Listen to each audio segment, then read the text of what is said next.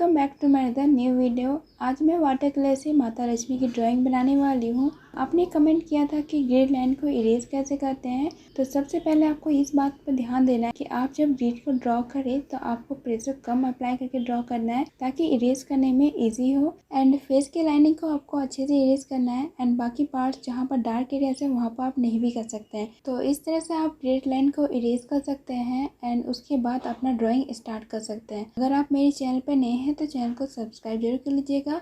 तो चलिए वीडियो को कंटिन्यू करते हैं।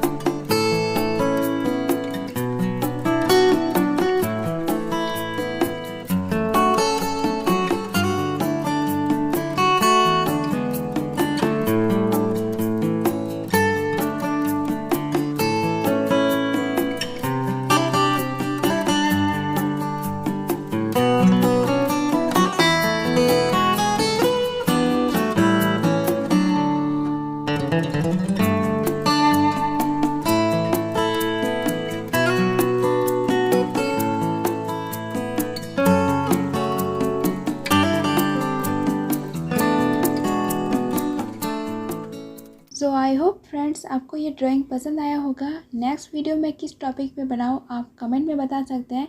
अगर आपने मेरे चैनल को अभी तक सब्सक्राइब नहीं किया हुआ है तो सब्सक्राइब कर लीजिए। Thank you so much for watching. मिलते हैं नेक्स्ट वीडियो में।